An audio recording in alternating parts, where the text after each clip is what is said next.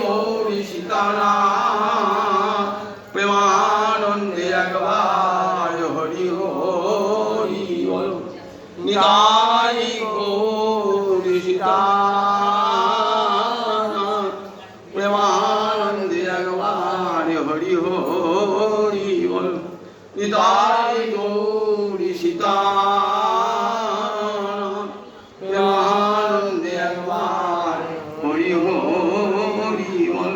জল জলদ শ্রেণী রুচির রমাবাণী রাম স্ফুরদমল পঙ্কে রুহ মুখ শ্রুতিগণ সুরেন্দ্রারাধ্য শ্রুতিগণ শিখা গীত চরিত জগন্নাথ স্বামী নয়ন পথগামী ভব তুমি। জগন্নাথ স্বামী নয়ন পথগামী ভব তুমি।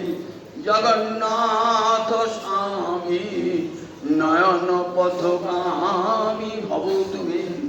কৃপা পারাবার হে জগন্নাথ, তুমি হলে কৃপার সমুদ্র। পারাবার মানে সমুদ্র। সজল জলদ শ্রেণী রুচির, জলদ মানে মেঘ, সজল মানে জল ভরা মেঘ। জল ভরা মেঘের যেমন অঙ্গকান্তি তেমনি তোমার অঙ্গকান্তি। সজল জলদ শ্রেণী রুচি। রমা বাণী রাম, রমা মানে লক্ষ্মী, বাণী মানে সরস্বতী। এই দুজনের চিত্তেই তুমি আনন্দ দান করো। গোবিন্দের দুই পত্নী লক্ষ্মী আর সরস্বতী দুজনই কে আনন্দ দান করেন। তাই রমা বাণী রাম, রমা বাণী রাম সুরেন্দ্রের আরাধ্য সুরদমল পঙ্কে রুহ মুখ। মুখখানা কেমন তোমার বলছে প্রস্ফুটিত পদ্মের মতো তোমার মুখখানা। পঙ্কে রুহ বলে, পঙ্ককে রুহ মানে ভেদ করে জন্মায় পদ্মফুল।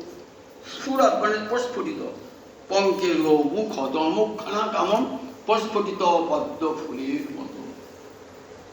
সুরেন্দ্রের আরাধ্য, সুরেন্দ্র মানে সুর মানে দেবতা, দেবতাদের যারা শ্রেষ্ঠ ব্রহ্মাদি দেবগণ কি করছেন? তোমাকে নিত্য আরাধনা করছেন। সুরেন্দ্রের আরাধ্য। শ্রুতিগণ শিখা গীত চরিত। শ্রুতি মানে বেদ, এই বেদের শিখাকে উপনিষদ। শ্রুতিগণ শিখা গীত চরিত অর্থাৎ উপনিষদ নিত্য তোমার মহিমা কীর্তন করছেন। সেই জগন্নাথ স্বামী আমার নয়ন পথের দৃষ্টি গোচর হন। জগন্নাথ পরব্রহ্মা পীর কুবলয় দলৎফুল্ল নয়ন। আপীর মানে ভূষণ, ভূষণ। পরব্রহ্ম, পরব্রহ্ম, পরব্রহ্মের ভূষণ গোবিন্দ। পরব্রহ্মের দুটি রূপ, একটি নির্বিশেষ একটি সবিশেষ। নির্বিশেষ রূপে তার কোনো আকার নাই, গুণ নাই, ধর্ম নাই। সবিশেষ রূপে তিনি কেমন না কেমন সুন্দর, তার কেমন সুন্দর তার বাঁকামে দাঁড়ানো, তার ত্রিভঙ্গ ভঙ্গিম রূপ, অধরে মুরলী, তার হাত পা সব রয়েছে। বলেন এই যে রূপটি ভগবানের শ্যাম সুন্দর শিখি দিচ্ছ, এটি পরব্রহ্মের বিভূষণ। কুবলয় দলৎফুল্ল নয়ন, কুবলয় মানে পদ্ম, পদ্মের পদ্মের পাপড়ির মতো তোমার নয়ন। নিহিত চরণী, নিহিত চরণ অনন্ত শিরসী। নিহিত চরণ অনন্ত, অন্তরাগের মাথায় তুমি চরণ দিয়ে আছো। নিহিত চরণ অনন্ত শিরসী, শিরসীর মাথায়, অনন্তদেবের মাথায় তোমার চরণ রয়েছে। রসানন্দ, প্রেম রসের আনন্দে ভরা তোমার রূপটি। আর রাধা সরস্বতী আলিঙ্গনে শুভ। রাধানী রসিকা, রাধানী প্রেম ভক্তি, প্রেমবতী রাধানীর অঙ্গকে আলিঙ্গন করে তুমি অন্তরে সুখ পাও। সেই জগন্নাথ স্বামী নয়ন পথগামী ভব তুমি। সেই জগন্নাথ আমার দৃষ্টিপথে গোচরীভূত। জগন্নাথ এসেছেন কোথায়? গুন্ডিচা মন্দিরে। মা যশোদার কাছে এসেছেন, বৃন্দাবনে এসেছেন। মহাপ্রভুর আমার আনন্দের আর সীমা নাই।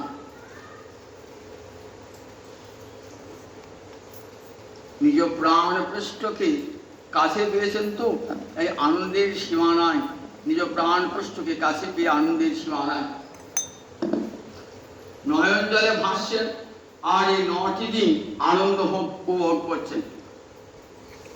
9টি দিন আনন্দ উপভোগ করছেন, ভক্তগণ সঙ্গে আনন্দ করছেন যে প্রাণ ভরে এই 9টি দিন দেখে নেব। রাধায় যেমন আপন কুঞ্জে গোবিন্দকে দর্শন করি আনন্দে মাতোয়ারা, রাধা ভাব কান্তি ধরি রাধা প্রেমে গুরু করি, নদিয়াতে করল উদয়। রাধানী ভাব কান্তি অঙ্গীকার করে রাধানীর প্রেমকে গুরুরূপে বরণ করে কৃষ্ণচন্দ্র গৌরাঙ্গ হয়ে এসেছেন। রাধানীর বৃন্দাবনের 3টি বাঞ্ছা পূর্ণ হয় নাই বলে রাধানীর ভাবকান্তি অঙ্গীকার করে গৌরাঙ্গ রূপে অবতীর্ণ হয়েছেন। তাহলে তিনি তো ভাবে রাধা, আমার কাঙ্ক্ষিত রাধা, রাধার বাইরেও রাধার বরণ, অন্তরে রাধার ভাব। ঠিক রাধানী যেমন করে কৃষ্ণকে দেখতেন, ঠিক তেমনি করে দর্শন করছে আমার গৌরাঙ্গ হই জগন্নাথ। দর্শন করছে আর নয়ন জলে ভাসছেন। কতদিন বাদে তার প্রাণ পৃষ্ঠকে পেয়েছেন, আনন্দের সীমানায়।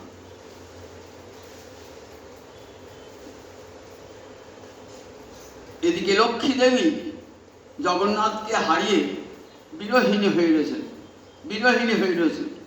লক্ষ্মী দেবী কি করবেন? লক্ষ্মী দেবী এইবার গমন করবেন। এখনো তো দেরি, এখনো তো এলো না জগন্নাথ। কোথায় গেল জগন্নাথ? এত দেরি কেন? লক্ষ্মী দেবী বিহ্বলা হয়ে বিরোহিনী হয়ে লক্ষ্মী বেরোবেন জগন্নাথের খোঁজে। একে কি বলে? ঘোড়া পঞ্চমী বা হেরা পঞ্চমী। পঞ্চমী তিথিতে লক্ষ্মী দেবী বার হন তার সখীগণকে, তার সখীগণকে, দাস দাসীগণকে, ভৃত্যগণকে সঙ্গে নিয়ে জগন্নাথের অন্বেষণে বার হন। একে বলে লক্ষ্মী বিজয়োৎসব। আমাদের এখানে পঞ্চমী আজকাল হয়ে গেছে, কিন্তু উৎকলে যেখানে পুরীতে কালকে হবে ঘোড়া পঞ্চমী। ঘোড়া মানে গমন করা। লক্ষ্মী দেবী গমন করবেন কাকে দেখতে? জগন্নাথ এখনো এলো না কেন? খোঁজ নিতে যাচ্ছে।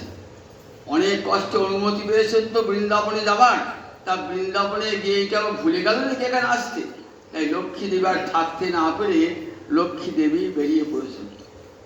হেরা মানে দেখা, অর্থাৎ আবার জগন্নাথকে দেখবার জন্য যাচ্ছেন, সেটি হেরা পঞ্চমী। আর ঘোড়া মানে আবার গমন করা, মানে যাচ্ছে লক্ষ্মী দেবী।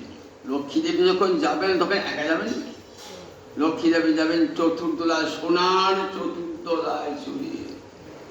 সঙ্গে কত দাস দাসী যাবে, সঙ্গে শুধু দাস দাস যাবে। তারা কি নিয়ে যাবে সঙ্গে? না তার সঙ্গে নিয়ে যাবে লক্ষ্মী দেবীকে বেলন করবার জন্য চামড় নিয়ে যাবেন, কত আরো কত মহামূল্য দ্রব্যাদি নিয়ে যাবেন, সঙ্গে সঙ্গে যাবেন। চামড় বেজন সব নিয়ে যাবেন সঙ্গে, লক্ষ্মীর সঙ্গে যাচ্ছেন। এই যে উৎসবটা দেখবার জন্যে মহাপ্রভুর অন্তরে বড় ইচ্ছা। রয়েছেন কোথায়? না রয়েছেন গুন্ডিচা মন্দিরে। শুনলেন কালকে ঘোড়া পঞ্চমীর উৎসব হবে, দেখতে হবে তো ঘোড়া পঞ্চমী জিনিসটা কি। মহাপ্রভুর অন্তরে আকুলতা দেখা দিয়েছে। আর রাজা কাশী বিশ্বকে আদেশ দিয়েছেন এবার যেন এই ঘোড়া পঞ্চমীর উৎসবটা খুব বড় করে হয়, যাতে মহাপ্রভুর অন্তরে আনন্দ পান। সেই জন্যে একটা বিশেষ স্থান করে রেখে দিয়েছেন, যেখানে বসে আমার মহাপ্রভু তার সাঙ্গপাঙ্গগণকে সঙ্গে নিয়ে যাতে ভালো করে দেখতে পান লক্ষ্মী দেবীর বিজয়োৎসব। মহাপ্রভু সকালবেলা স্নান করে জগন্নাথ দর্শন করে কোথায় চলে এসেছেন? নীলাচলে চলে এসেছেন। এখানে দেখছেন সুন্দর যে জায়গা বসে আছেন, যেখান থেকে দেখা যাবে কেমন করে লক্ষ্মী দেবী আসে। দেখছে লক্ষ্মী দেবী বার হয়েছে, সঙ্গে কত বাদ্য, কত নাচ গান, আবার সোনার চতুর্দোলা, সঙ্গে কত দাসী, যমেশ্বর শিব দেবদাসী সঙ্গে রয়েছেন। তারা সেবা করবার জন্য সঙ্গে কত কি নিয়ে যাচ্ছেন। লক্ষ্মী দেবী সেজেছেন, কত বসনভূষণে সজ্জিত হয়েছেন। আসছেন খুব প্রধান নেতা মূর্তিতে আসছেন, কিন্তু তখন বলছেন মহাপ্রভু স্বরূপ দামোদরকে, আচ্ছা স্বরূপ দামোদর, যখন কৃষ্ণ বৃন্দাবনে গেলেন লক্ষ্মীকে সঙ্গে নিলেন না কেন? লক্ষ্মীকে সঙ্গে নিতে হতো। স্বরূপ দামোদর বললেন বৃন্দাবন লীলায় লক্ষ্মীর অধিকার নয়, বৃন্দাবন লীলায় ওটা গোপীদের রাজ্য, ওখানে লক্ষ্মীর প্রবেশাধিকার নাই। আপনারা আমি শুনেছেন তো ভাগবত, যদ্বাঞ্ছয়া শিরনা চরত্তব বিহায় কামান সুচিরং ধৃতপ্রদা। বৈকুণ্ঠের ঈশ্বরী সমস্ত সম্পদ পরিত্যাগ করে বিল্লবনে কঠোর তপস্যা করছেন রাস বিহারী গোবিন্দের সান্নিধ্য লাভ করবার জন্য। গোবিন্দ অঙ্গীকার করলেন না যতক্ষণ পর্যন্ত ব্রজগোপীর আনুগত্য স্বীকার না। গোপী আনুগত্য বিনা ঐশ্বর্য জ্ঞানে ভজিল না পায় ব্রজে ব্রজেন্দ্র নন্দনে। গোপী আনুগত্য ছাড়া এই ব্রজেন্দ্র নন্দনকে কোনোদিনই পাওয়া যাবে না। লক্ষ্মী দেবী ঐশ্বর্যের মূরতি, কখনো গোবিন্দকে পাবেন না। তাই বৃন্দাবনে তপস্যা করতে, তাই বলে বৃন্দাবনের লীলায় লক্ষ্মীর অধিকার নাই। যখন লক্ষ্মী বেরিয়েছেন না সোনার চোখগুলা করি, তখন সর্বদাম সমুদ্র এই কিরকম মান,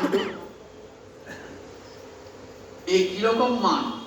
স্বরূপ বলছেন প্রভু আমরা দেখেছি সত্যভামার মান দেখেছি, মানে কি করে, মানিনি তার বসন ভূষণ, উত্তম বসন উত্তম বিভূষণ পরিত্যাগ করে মলিন বসন পরে থাকে, বিরোহিণী হয়ে কি থাকে না নখে করে ধরণী লিখন করে, নয়নে অশ্রু বার হয়। আর এখানে দেখছি উল্টো, লক্ষ্মী দেবী সোনার চতুর্দোলায় চেপে যাচ্ছেন, সঙ্গে সমস্ত দাস দাসী ভৃত্যগণকে সঙ্গে নিয়ে যাচ্ছেন সোনার চতুর্দোলায় চেপে, কত উৎসব করতে করতে যাচ্ছেন। তখন বলছেন দেখো এই মানের প্রকার ভেদটা একটু আলোচনা করো না। তখন স্বরূপ দামোদর বলছেন ব্রজে গোপীদের মান রসের নিধান। গোপীদের মান, ব্রজগোপীদের মান যার তুলনা হয় না, সমস্ত রসের আশ্রয় ব্রজগোপীদের মান। মান হল একটি অবস্থা। নায়িকা কখন মান করে? রূপগোসাইপাদ উজ্জ্বল নির্মলিতে বলছেন স্নেহস্তু উৎকৃষ্টতা ব্যাপ্তা মাধুর্যং মানন্নবম যো ধারতি অদাক্ষিণ্যং সমান ইতি কীর্ততি। প্রেম, তারপরে পরস্পরটা স্নেহ, তারপরে মান।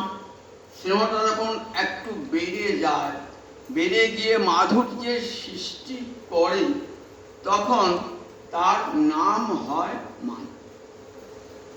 মানে কি দেখা অদাক্ষিণ্য, অর্থাৎ অদাক্ষিণ্য মানে অপ্রসন্নতা। দক্ষিণ মানে প্রসন্ন, অদক্ষিণ মানে অপ্রসন্ন, অদাক্ষিণ্য মানে অপ্রসন্নতা। নায়কের প্রতি অপ্রসন্নতা, যো ধারতি অদাক্ষিণ্য সমান ইতি কীর্ততে। প্রেমের স্বভাব কেমন জানেন? বক্রগতি, অহেরিব গতি প্রেম। স্বভাব কুটিলা ভাবে, ভালোবাসার গতি কখনো সরল পথে যায় না। তাই তখন মান বিহ লেগে থাকে।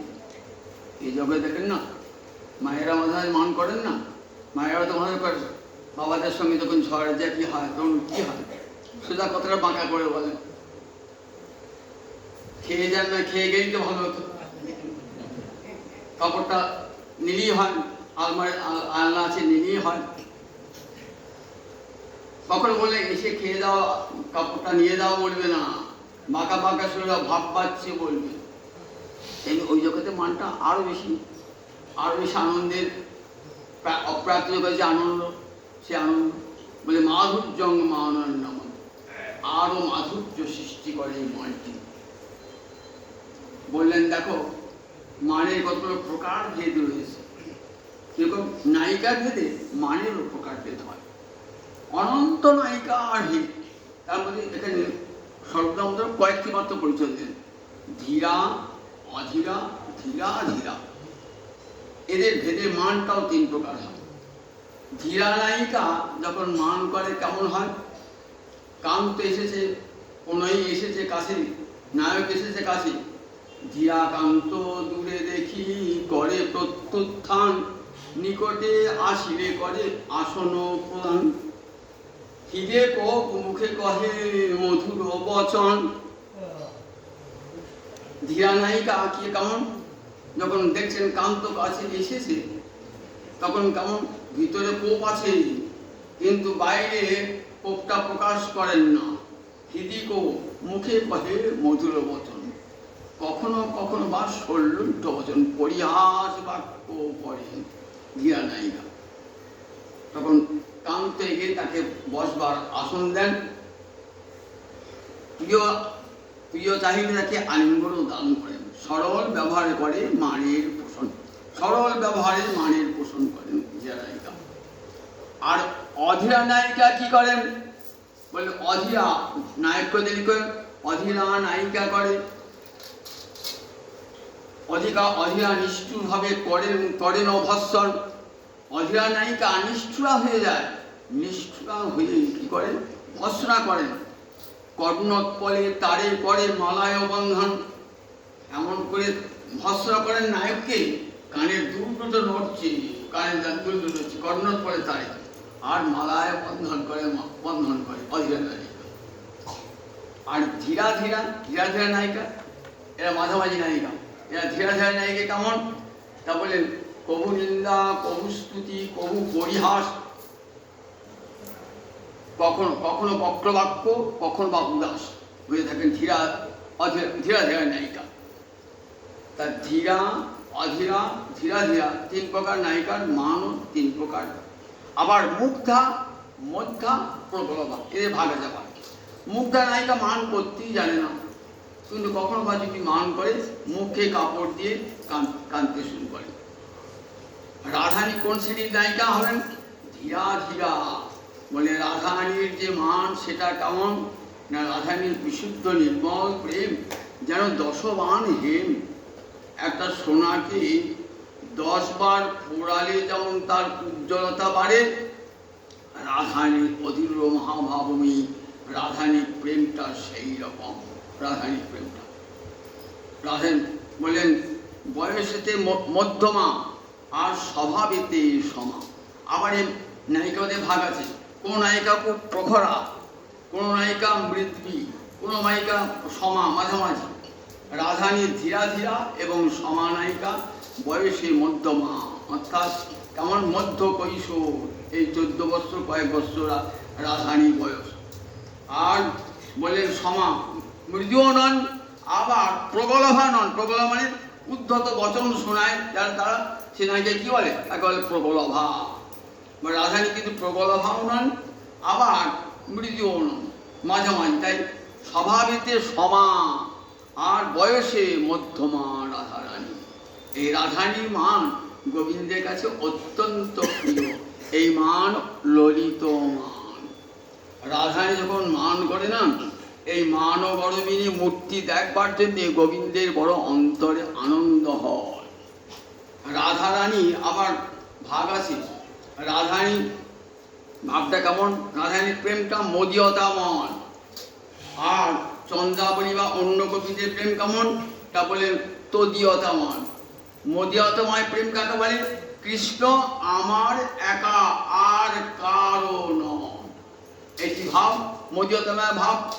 আর তদীয়তাময়, কৃষ্ণের অনেক দাসী আছে, আমি তার মধ্যে একজন, এটি ভাব।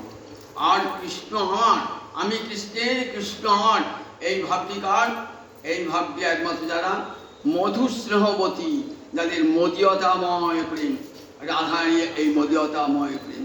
কৃষ্ণ আমার একা।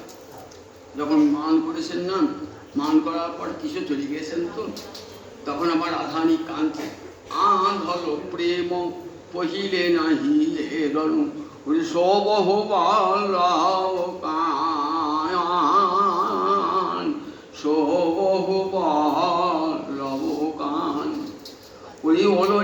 অভিশাখা, আমি জানতাম কৃষ্ণই আমার একা, সে আর কারণ কিন্তু এখন মানে করে জানিলাম কৃষ্ণ আমার একা নয় রে, চিরায় শত সতী ঘরে, হা কৃষ্ণ বলে যে ডাকে গোবিন্দ আমার তারি ঘরে যায় রে, সে যে আদরে আদরে মুনি, সে অনাদরে থাকবে কেন, সে যে আদরে আদরে ঘরে।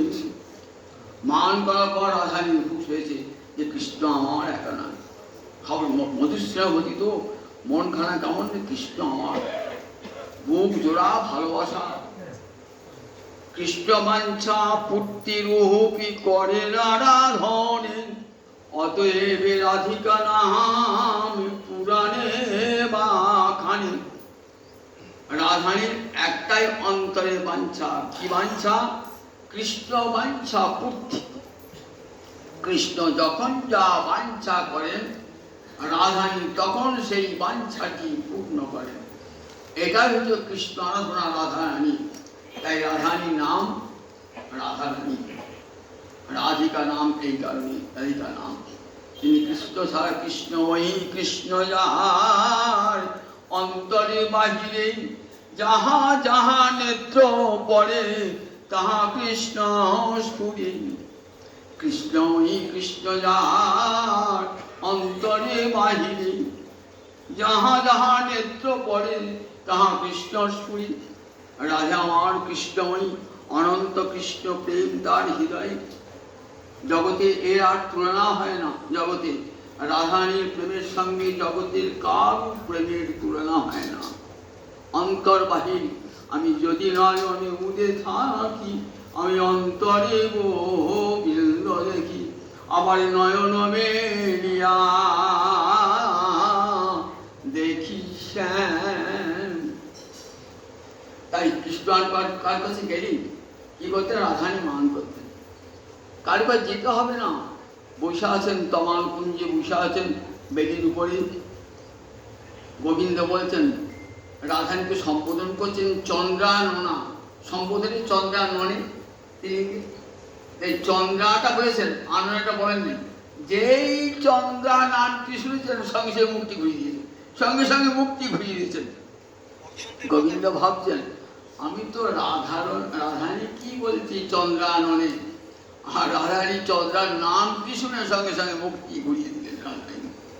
সেই মান ঘোরাবার জন্য দেখুন, মান ভাঙাবার জন্য আমার রাধারানী গোবিন্দ কত চেষ্টা করেছেন তার মান ভাঙে, কিন্তু রাধারানীর দুর্জয় মান। মা ডাকতে পারতেন না, কিন্তু ললিতা বিশাখা বলতো দেখ তোকে যখন ঔদাসীন্য দেখায়, কান্ত যখন ঔদাসীন্য উপেক্ষা করবি তখন তুইও মান করবি, তুইও ঔদাসীন্য দেখাবি, তুইও ঔদাসীন্য দেখাবি, উদাস হয়ে থাকবি, তুই কমাবি সে। রাধারানী কিন্তু বল, ললিতা বিশাখা সেখানে বটে, কিন্তু রাধারানী বেশিক্ষণ মান ধরে রাখতে পারেন না। কৃষ্ণ এসেছেন তো রাধারানী মান করেছেন, মান ভাঙাবার জন্য কত চেষ্টা করছেন।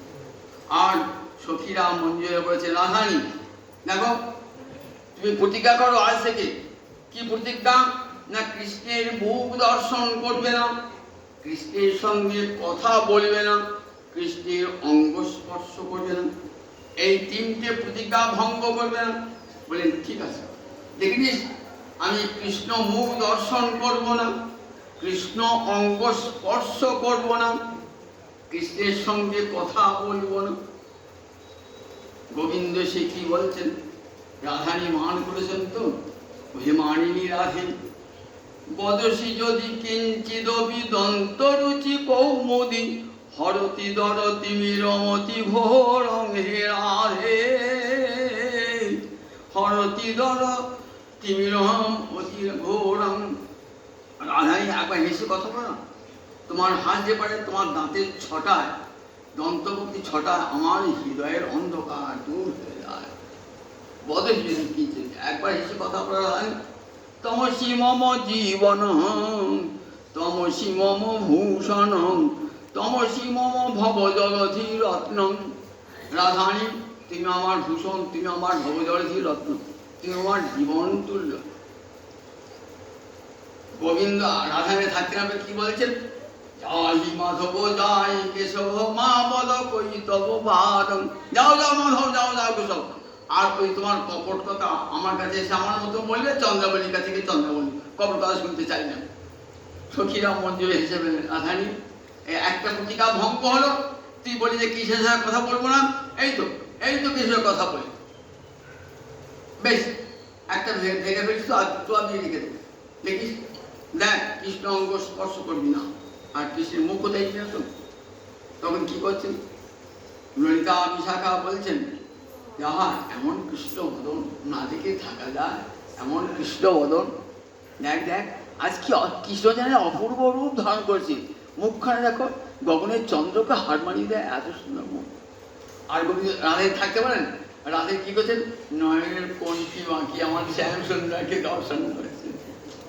সখীরা মঞ্জুরি হেসে বললেন, এই তো রাধারানী, তুই নয়ন বাঁকিয়ে কাকে দেখছি? তুই বলি যে কৃষ্ণ মুখ দেখবো না, হয়তো কৃষ্ণ মুখ দর্শন করি। তাহলে দুটো প্রতিজ্ঞা ভঙ্গ হলো। আর একটা প্রতিজ্ঞা ভঙ্গ হলো, কি প্রতিজ্ঞা? অঙ্গ স্পর্শ করলো।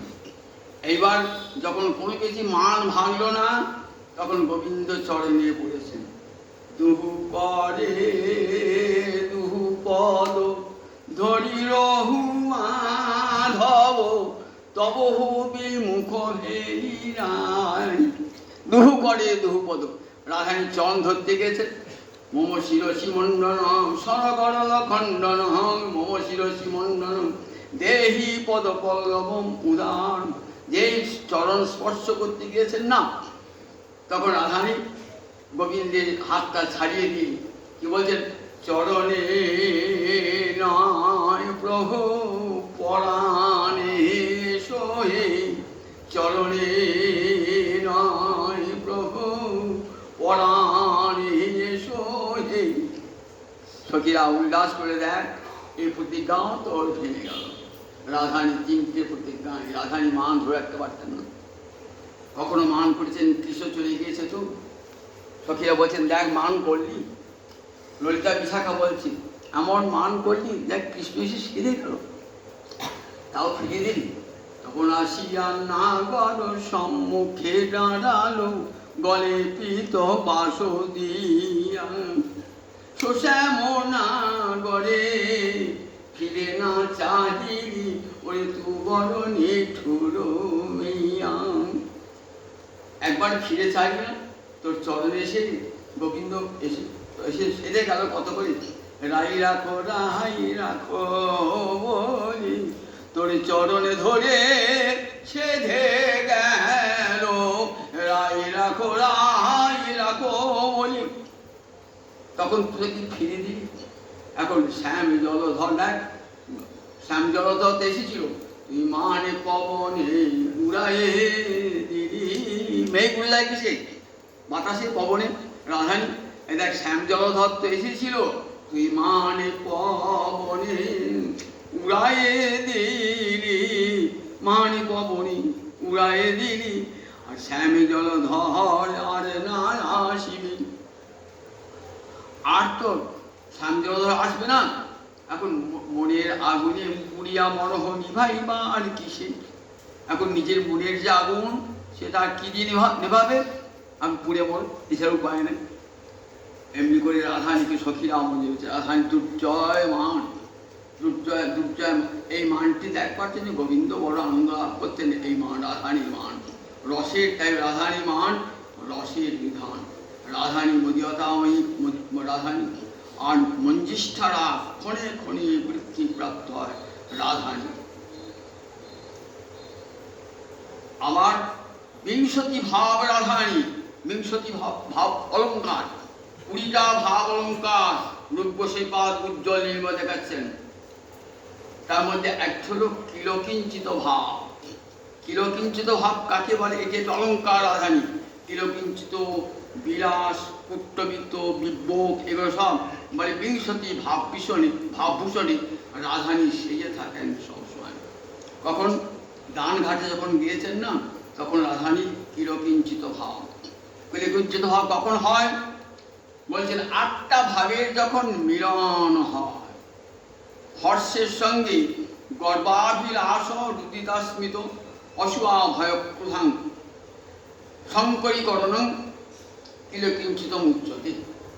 বলছেন হর্ষের সঙ্গে আনন্দ, হর্ষ একটা সঞ্চয় ভাব, তার সঙ্গে যদি গর্ব, অভিলাষ, রোদন, ভয়, অসুয়া এবং ক্রোধ, এই 7টা এসে মেলে, তাহলে কি হয়? কিলকিঞ্চিত ভাবে উদয় হয়ে যায়। কিলকিঞ্চিত ভাব একটি অলঙ্কার। দান ঘাটে যখন এসেছেন না, তখন দান ঘাটে যাচ্ছেন যখন দেখবেন দানলীলাতে দানকেলি কৌমুদীতে রূপ গোস্বামী পাদ বর্ণনা করছেন। দানকেলি কৌমুদী রূপ গোস্বামী লেখা, সেখানে দান ছলে ভেটিব কানাই, গোবিন্দের সঙ্গে দেখা হচ্ছে না তো, তাই বড়াই মা যোগমায়াদেব কি করেছে? যোগমায়াদেব বলছে, দেখ গোবর্ধনে অপরদিকে একটা যজ্ঞ হচ্ছে, বসুদেব যজ্ঞ করছে, সেই যজ্ঞেতে যারা ঘৃত দান করবে না, দধি ঘৃত দধি দান করবে না, তাদের কি হবে? তাদের প্রচুর গোধন সম্পদ বৃদ্ধিপ্রাপ্ত হবে। জটিলা বলছে, তাই নাকি? তা আমি তো যেতে পারলে বুড়ি হয়েছি, তা কুটিরা কোন দরকার নেই, আমাদের বৌমাকে নিয়ে যাও। রাধেও তাই চাইছিলেন, দান ছাড়ে ভেটিব কারণ। সখিয়াও গিয়েছেন, রাধানীকে নিয়ে আসছে। এদিকে মধুমঙ্গল শ্রীরাম সুদামকে বলছেন, শোনো গোবিন্দ, রাধানী আসছে, দেখো সব মাথায় কলসি নিয়ে সব আসছে ব্রজ গোপীরা। তাহলে দাঁড়া, আমি দানি সেজে দাঁড়াই। দানি মানে ওই পথে বার টোলটাস নেয় না, শুল্ক নেয়, পথে যাবার শুল্ক, গঙ্গাদের শুল্ক নেবে, পথে যাচ্ছ তো শুল্ক চাই। এসে দাঁড়াচ্ছেন, দেখছেন কৃষ্ণ দেখে না, তখন ললিতা আগে আগে যাচ্ছে, তখন অন্যান্য গোপীকুমার ওদিকে যাবেন, ওদিকে কৃষ্ণ দাঁড়িয়ে আছে, যাবি না, চল অন্যদিকে যাচ্ছি, অন্যদিকে নিয়ে যাচ্ছেন। আর গোবিন্দ বলছেন, কোথায় যাও গো গোয়ারিণী, কোথায় তোমার ঘর, মদন রাজার চরে যে আমি, আমায় দাও যৌবন কর। কোথায় যাও গো গোয়ারিণী, কোথায় তোমার ঘর, কিসের কলসি তোমাদের মাথার উপর। আমি এখানে দাঁড়িয়ে রয়েছি, আমাকে দান না দিয়ে তোমরা ধরেছ। বলছে, কোনদিন তো এই পথে আমরা বহুদিন যাতায়াত করি, কোন দাঁড়িয়ে দেখি নাই তো, এখন দেখো দাঁড়িয়ে হয়েছে, এই পথে শুধু শুধু যাবে, তোমার ব্যবসা বাণিজ্য করবে, আমাকে খালি দিতে হবে না। তুমি কে? তারপরে মদন রাজার স্বর, এই রাজ্যটা বৃন্দাবনটা মদনের রাজ্য, আর আমাকে চর হিসেবে নিয়োগ করেছে, তা কি দিতে হবে দান? দাও যৌবনে কর। এ তো কোনদিন শুনি নাই, কর তো পয়সা দেয়, যৌবন আমার কর দেয় নাকি কেউ? যৌবন কর, যাও যাও সরে দাও যৌবন। দেখুন এই যে দাও যৌবন কর বলছেন না, তার মানে গোবিন্দ ভজনে উপযুক্ত সময় হলো যৌবন, বৃদ্ধ বয়স নয়। যখন দেহটা উচ্ছিষ্ট হয়ে গেছে, তখন আমরা গোবিন্দের চরণ স্মরণে, হে গোবিন্দ রক্ষা কর। সারা জীবন ফুর্তি করলাম, আনন্দ করলাম, দিয়ে যখন ফুর্তি আনন্দ ফুরিয়ে গেল সংসারে, তখন গিয়ে হা গোবিন্দ তোমার চরণে করে তোমার দাস। কোথা থেকে দাস? আজকে বউ দাস ছিলে, সংসারে দাস ছিলে, আজকে বুড়ো হয়েছ, কাশছে, কেউ বউ ছেলে কেউ ভালোবাসে না, তাই গোবিন্দের দাস হয়েছে। গোবিন্দ দাস হয়েছ, গোবিন্দ দাস জন্ম থেকে যে গোবিন্দের দাস হতো, গোবিন্দের তারপরে গোবিন্দের দাস। তাই দাও যৌবনে কর। যৌবন যখন শরীরে শক্তি সামর্থ্য মনের আনন্দ থাকে, সেই সময় কৃষ্ণ ভজন করতে হয়। ললিতা বলে, দেখো সরো সরে এখানে। তখন গোবিন্দ অঙ্গ স্পর্শ করতে আসে। এই দেখো আমাদের রাধানী যাও তো, রাজনন্দিনী, দেশের লোক নয় রাজনন্দিনী, তুমি তোমার তুমি একটা গোচরণ রাখাল, তোমার স্পর্ধা কম না তো, রাজনন্দিনী অঙ্গ স্পর্শ করতে আসছ। আমিও রাজার ছেলে, আমিও তো রাজার ছেলে, আমিও রূপে কিন্তু কম নয়। বলে, ও তোমার রূপ গুণ খুব নয়, রূপেতে ভ্রমরা গুণে নহনি চোরা, বিভবধ বলি বসতি গাছে, জাতিতে গোয়ালে রাখো ধেনু পাল, রাখালিয়া মতি তবু নাহি ঘোষে। রাজার ছেলে, হ্যাঁ, খুব রূপখানা, রূপেতে ভ্রমরা, কালো ভ্রমরা রূপখানা, গুনে ননি চোরা, ননি চুরি করে খাও, সবাই তোমার বোঝেন ননি চোরা তোমাকে বলে। আর সম্পদ কি, কি সম্পদ তোমার, কি সম্পদ আছে? বিভব ধবলি, শ্যামলী ধবলি তোমার সম্পদ। আর তোমার রাজার সিংহাসন কোথায়? রাজার সিংহাসনটা বসতি গাছে, গাছের ডালে বসে থাকে মাঝে মাঝে। বলছে দেখো, বলছে রাজার ছেলে, নাতিতে রাখা রাখো ধেনু পাল, রাখা রিয়ামতি তভু নাই ঘোচে। গোয়ালা জাতি গরু চড়ায়, রাখাল ভাবতে যাবো কোথায়? রাধাই অঙ্গস্পর্শ কোথায়? স্পর্শ কামনা তো। হে রে হে ত্রিভঙ্গ ছাড়ো, ছাড়ো রঙ্গ, ওই ত্রিভঙ্গ রঙ্গ ছাড়ো। কেন কোলাহল করিছ নিচে? কেন গোল পাকাচ্ছ তুমি এখানে?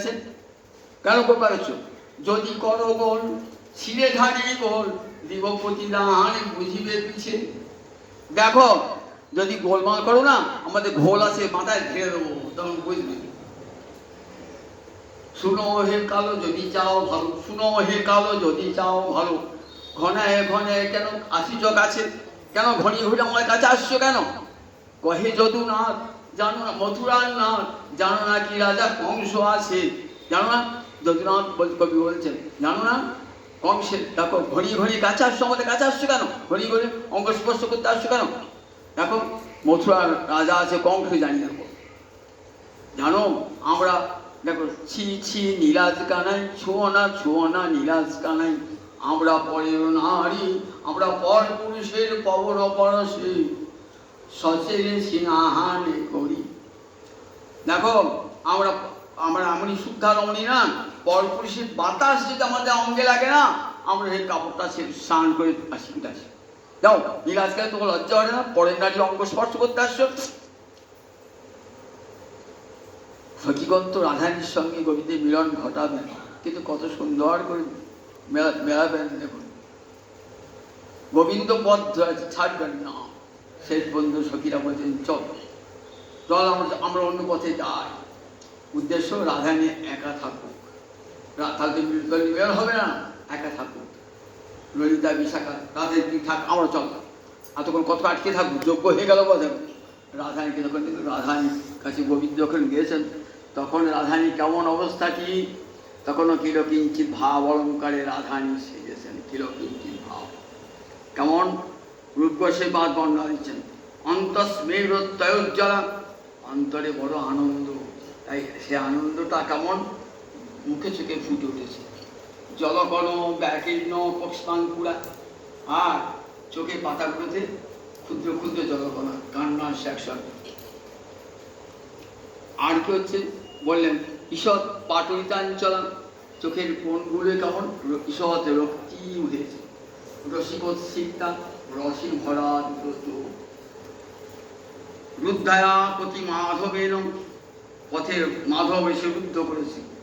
মধুর ব্যবগ্ন তারোত্তরা, মধুর কেমন চোখ দুটি বাঁকিয়ে ঊর্ধ্বে তুলেছেন, গোবিন্দের দিকে চেয়ে আছেন অপূর্ব দৃষ্টি।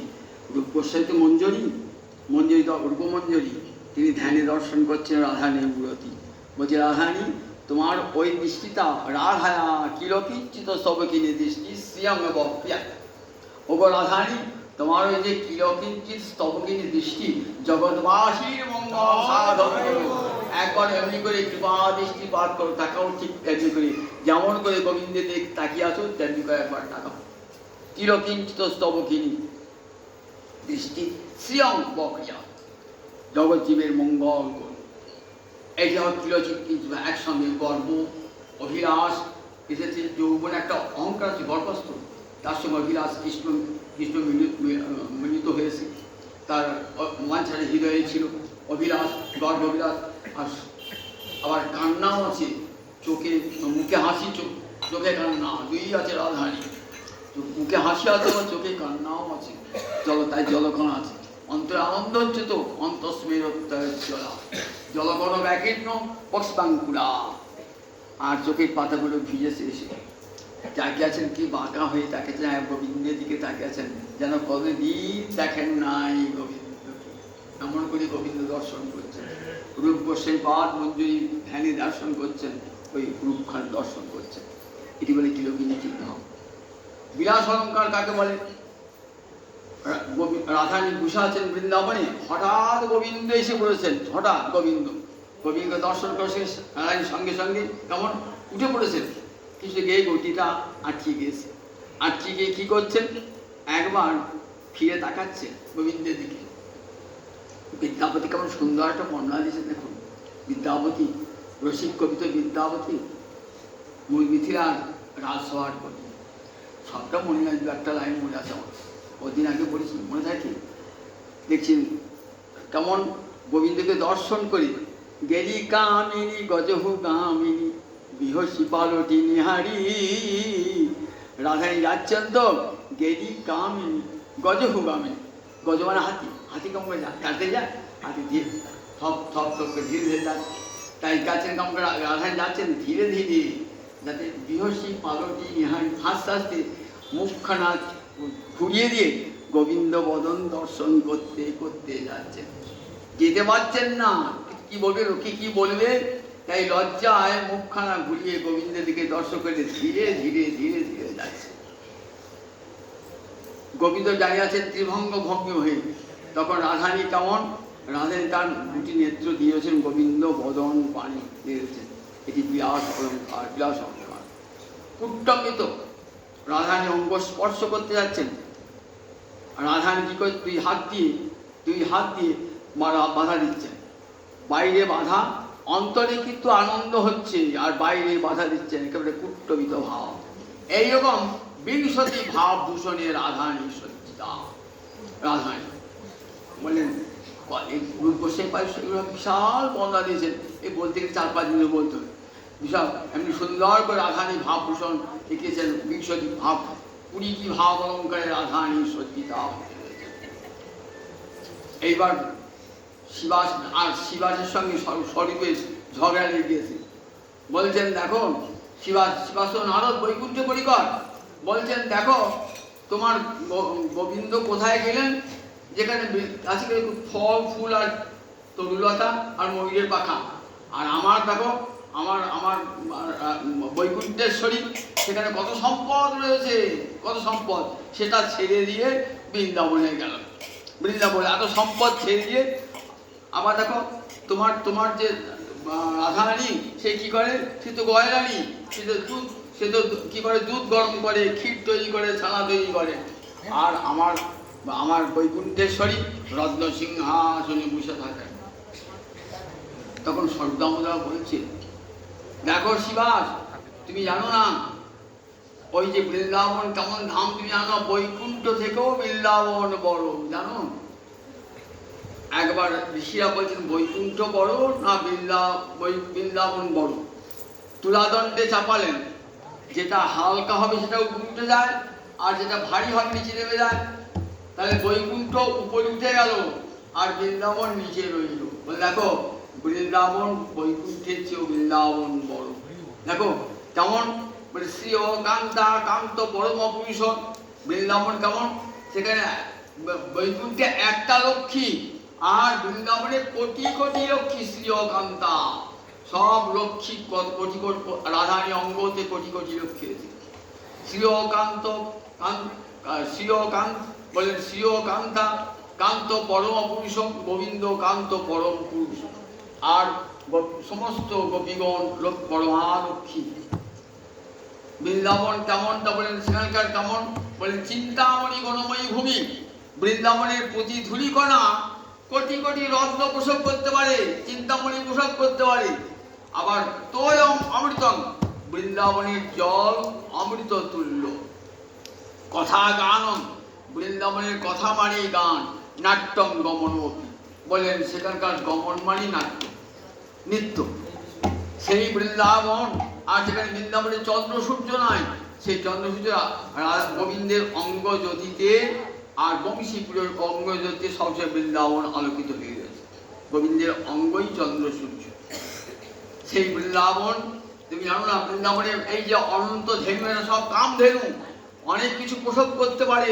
কামধেনু কি দেয়, যা চাইবে তাই দেয়। বলে বৃন্দাবনের শ্যামলী এরা সব জেসে ধেনু নয়, কামধেনু, কল্পতর্ব ধুমা, গাছেগুলি সব, গাছগুলো সব কল্পতরু, যা চাইবেন তাই দেবে। বৃন্দাবন এমন মধুময় ধাম, তুমি জানো না বৃন্দাবনের কি সম্পদ আর বৈকুণ্ঠের কি সম্পদ। এমনি করে বড় আনন্দ করছেন। এদিকে লক্ষ্মী দেবী গিয়েছেন পুছিয়ে, কোথায় পৌঁছিয়েছেন? একবারে গুন্ডিচা মন্দিরে। দেখেই জগন্নাথের ভৃত্যগণ কি করেছেন? মন্দিরের দরজা বন্ধ করেছেন। লক্ষ্মী তো একবারে রাগে গড়গড় রাগে বোঝে অগ্নিশ্বর মা কি করেছেন? জগন্নাথের ভৃত্যগণকে নিয়ে এসে পায়ে ফেলেছে। আর রথটাকে কি করে? রথটা ভেঙে দিলেন। লক্ষ্মী দেবী রথটাকে রেগে রথটাকে খাইতে ভেঙে দিলেন রথে। তখন লক্ষ্মী দেবী একটা ভোগ হলো, সেখানে লক্ষ্মীকে তুষ্ট করা হলো। তারপরে লক্ষ্মীর চরণে ওই সব বৃদ্ধরা এসে লক্ষ্মী দেবীর চরণে পড়লো, বলে দেবী তুই ফিরে দাও, আমরা কালই নিয়ে যাবো জগন্নাথ। কাল বললেন বটে, কাল তো নিয়ে আসেন নাই, কালই নিয়ে যাবো জগন্নাথ। তখন লক্ষ্মী প্রসন্ন হয়ে ফিরে এলেন। মহাপ্রভু সব দর্শন করলেন। দর্শন করে আবার সন্ধ্যায় স্নান করে, কোথায় ফিরলেন? নরেন্দ্র সরোবরে স্নান করে ফিরলেন, গিয়ে জগন্নাথের সন্ধ্যা আরতি দর্শন করলেন। প্রসাদ গেল, বাণীনাথ পাঠালেন প্রসাদ, গোপীনাথ পট্টনায় প্রসাদ পাইলেন। সমস্ত ভক্তগণকে প্রসাদ দান করে মহাপ্রভু জগন্নাথ মন্দির নিত্য কীর্তন করতে শুরু করলেন। এমনি করে ঘোড়া পঞ্চমী উৎসব আমার মহাপ্রভু দর্শন করলেন বৃন্দাবনে গিয়ে, পুরীধামে গিয়ে। বৃন্দাবনই ঘটনা সুন্দরাচল জগন্নাথ গিয়েছেন, দ্বারকা থেকে বৃন্দাবন গিয়েছেন, তো মানে সুন্দরাচল পর্বত আছে, ওখানে গিয়ে আবার থাকলেন 9টি দিন থাকলেন। 9টি দিনের পর একাদশী ফিরে আসবেন। 11 দিন ঘর ঢুকবেন না, বাইরে থাকবেন, সেটা অধর্পণা ভোগ হবে। তারপরে 12 দিন ঢুকতে যাবেন না, আর অমনি সঙ্গে সঙ্গে লক্ষ্মী দেবী দরজা বন্ধ করে দেবে। লক্ষ্মী দাসীগণের সঙ্গে ঝগড়া হবে, জগন্নাথের পাণ্ডাদের ঝগড়া হবে। তারপরে কি করবেন? এই গৌড় দেশ থেকে রসগোল্লা যাবে, মনে করবেন 12 দিন। আমি আসি আর নাম আসি মনে করে দিচ্ছি, 12 দিন এই রাজভোগ খাওয়াতে হবে লক্ষ্মীকে। গোবিন্দকে জগন্নাথ খাবে, সেই প্রসাদটা যেই যাবে না, তখন এমন সুন্দর রাজভোগ খেয়ে লক্ষ্মীর মান ভাঙবে, দরজা খুলে দেবে জগন্নাথ। যদি রাজভোগ না খাওয়ান তাহলে কিন্তু আর জগন্নাথ বাইরেই পড়ে থাকবেন। মনে রাখবেন 12 দিন রাজভোগ খাওয়াতে হবে। জয় নিতাই।